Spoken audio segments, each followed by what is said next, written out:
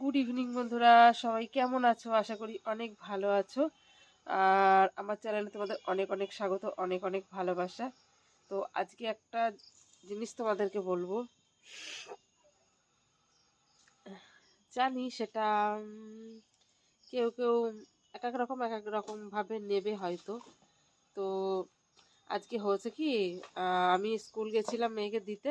তো আমার ঠান্ডা লেগেছে প্রচুর, দুদিন দুদিন করে ওষুধ এনে খেয়ে কমেনি। তো আজকে ভাবলাম যে ওষুধ নেবো, 150 টাকার ওষুধ নিয়ে আসলাম। আজকে 3 রকম ওষুধ দিয়েছে, বললো অ্যান্টিবায়োটিক খেতে হবে। তো 150 টাকার ওষুধ নিয়ে বাড়ি ঢুকলাম। বাড়ি ঢুকে কম্বল মুড়ি দিয়ে শুয়েছিলাম। কম্বল মুড়ি দিয়ে শুয়ে থাকার পর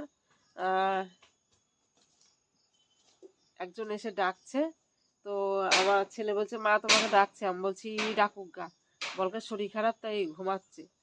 তো যাই হলো, সে উঠছে না, সে একটা জিনিস দিতে ছিল আমাকে। তো জানি না বুঝতে পারছো কি কেউ কেউ, যে আমি এখন তখন উঠে সেটাকে পরিষ্কার করে নিয়ে গরম জলে সিদ্ধ টিদ্ধ করে নিয়ে হচ্ছে স্নান টান করে খেয়ে দিয়ে কেবল আসলাম। তো এখন সেটাকে তুলে নিয়ে এখন কাটবো, কেটে সন্ধ্যেবেলা রান্না হবে। তো দেখতে থাকো কি রান্না হচ্ছে, ঠিক আছে? তো এই দেখো, আমি আলু কেটে নিয়েছি। আর এই তরকারির আলুগুলো না বেশি মোটা করতে নেই, এরকম ডুমু ডুমু করে। তো আমি আলু কেটে নিয়েছি, একটা টমেটো নিয়েছি, পেঁয়াজ কুচিয়ে নিয়েছি। আর এর মধ্যে আদা, জিরে আর রসুন রয়েছে। আর লঙ্কা গুঁড়োটা আমি লঙ্কা বাটিনি, লঙ্কা গুঁড়ো দেব। আর এই দেখো, এটা যেটা রান্না করব সেটা। সন্ধ্যেবেলা বসে কুচি কুচি করে কাটলাম, কাটতে গিয়ে কি যে মানে মশাই খাচ্ছিল কি বলবো। আর এই যে লবণে কোটো, তেলের শিশি, কড়াই, একটা তেজপাতা, মশলার থালা, জল টল সব গুছিয়ে নিয়ে বসেছি। এবার রান্নাটা করব।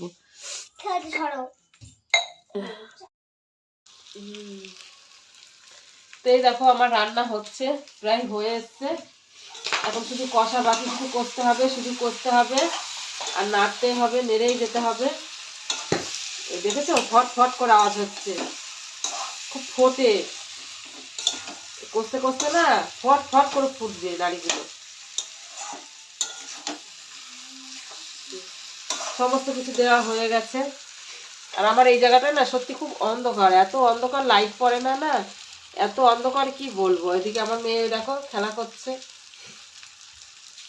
আর আমি স্নান টান করে কোনো রকম মানে মাথাটা হাত দিয়েছি, এখন চুলটাও পাচিনি, এদিক ওদিক থেকে পাগলির মতো লাগছে। আর আমি এদিকে শুধু কষেই যাচ্ছি, হাত তামাই নেই। এই রান্নাটা না মানে অন্যরকম একটু। আর মানে সিদ্ধ করে নিয়েছি, তো এত সিদ্ধ করেছি কাঠের জালে। পরিষ্কার করার সময় পরিষ্কার করে নিয়ে জল দিয়ে থালা চাপা দিয়ে রেখে দিয়েছিলাম। তারপর ধরো স্নান করেছি, খেয়েছি, তারপরেও কিছুক্ষণ মানে অনেকক্ষণ ধরে ফুটেছে কাঠে। তো ফুটে যখন কাটতে যায় না, তখন থেকে একেবারে পুরো নরম হয়ে গেছে। মানে বেশি করে কষার সময় কষতে হবে, এখন হচ্ছে কষতে হবে অনেকক্ষণ ধরে। কষে নিয়ে অল্প একটু জল দিয়ে সিদ্ধ করে নামিয়ে ফেললে হয়ে যাবে। বেশি এখন আর বেশি জল দেওয়া লাগবে না। দেখেছো, ফট ফট করে আওয়াজ হচ্ছে। দেখো, যদি ওই পরিষ্কারের সময় একটু ভালো করে সিদ্ধ করে নেওয়া যায়। তার মধ্যে আমার ছিল এতখানি চর্বি ছিল, চর্বি ছাড়িয়ে রেখেছিলাম, সেই চর্বিটা দিয়ে দিলাম, তেল দিলাম। তো দেখা যাক টেস্টটা কেমন হয়। তারপরে এখন শুধু কষি আর কষি, হয়ে যাক, তারপর তোমাদের সঙ্গে দেখাবো, ঠিক আছে, কেমন হচ্ছে তরকারিটা। তো রান্নাটা আমার কমপ্লিট হয়ে গেছে। এদিকে দেখো, আমার মেয়ে না আমল দুধ খাচ্ছে। ওর জন্য ঠাকুমাকে বকছে যে আমি আর আমল দুধ আনবো না, তুই সব সময় খাস, আমল দুধের কত কত দাম, তুই সব কিছু খাস, আবার আমি একটু চা খাওয়ার জন্য আমল দুধ এনে রাখি, সেটাও খাস, তাই বকছে। তো এই দেখো, আমার রান্নাটা হয়ে গেছে। ঢাকা দিয়ে রেখে দিয়েছিলাম, কেন জানো, কারেন্ট চলে গেছিল, অনেকক্ষণ কারেন্ট ছিল না। তো কি করব বলো, কি করে দেখাবো তোমাদেরকে। এবার কারেন্ট নেই, কারেন্টটা আসলো তাই তোমাদেরকে দেখাচ্ছি। এদিকে আমার রান্না হয়ে গেছে, অনেকক্ষণ ঢেকে রেখেছি, যদি টিকটিকি কি পোকামাকড় পড়ে সেই জন্য ঢেকে রেখেছিলাম। তো এই দেখো, রান্নাটা হয়ে গেছে কমপ্লিট। আর তোমরা তো জানোই আমার এখানে অন্ধকার, দেখা যায় না তেমন একটা, খুব একটা। তো মেয়েকে বললাম একটু বাটি নিয়ে আই, খেয়ে দেখি টেস্ট করে। তো এই দেখো, বাটিতে নিয়ে নিলাম। আর আমি এটা রাতের খাবারের সঙ্গে খেয়ে নেবো, মানে রুটির সঙ্গে এটা খেয়ে নেবো। তো দেখি তো একটু খেয়ে কেমন হয়েছে, নুন ঝালটা ঠিক হয়েছে কি। দারুণ হয়েছে। আমার শাশুড়ি একটু বললো আমাকে একটু দিয়ে দাও ভাতের ওপর, আমি ভাত কটা খেয়ে নিই।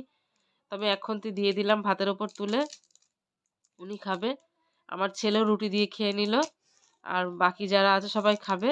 আর আমি এটা কিন্তু পরে সাউন্ড দিচ্ছি এই কারণেই, আমার শ্বশুর ঘরে আছে এখন, শুনলে পারে খুব রাগ করবে। আমার শ্বশুর এগুলো খায় না জানো তো, তো ওই জন্য চুপি চুপি করতে হয় আর কি। তো ওই দেখো খাচ্ছি, হেভি লাগছে কিন্তু। রাতের খাবারটা হয়ে যাবে রুটি দিয়ে, আর রুটি দিয়ে তো হেভি লাগবে। যারা মদ খায় তাদের চাটের সঙ্গে যে কী দারুণ লাগবে। খাসির মাংসকে ঠেলে ফেলে দিয়ে বলবে দূরে থাক তুই, আমি এটা দিয়ে খাই। তো যারা খায় তারাই জানে, আর যারা খায় না তারা তো এক একজন এক এক রকম কথা বলবে। কেউ বলবে ঘৃণা করবে, কেউ বলে ছি, কতজন কত কিছু বলে। কিন্তু যারা খায় তাদের কাছে খুব মিঠা, খুব সুন্দর, আগে স্বাদের জিনিস, এটা সুস্বাদু জিনিস যাকে বলে। তো এই দেখো আমার ছেলেকেও একটু দিলাম। তো আজকের ব্লগ এই পর্যন্তই, বাকি গল্প নেক্সট ব্লগে হবে। সবাই ভালো থেকো, বাই, গুড নাইট।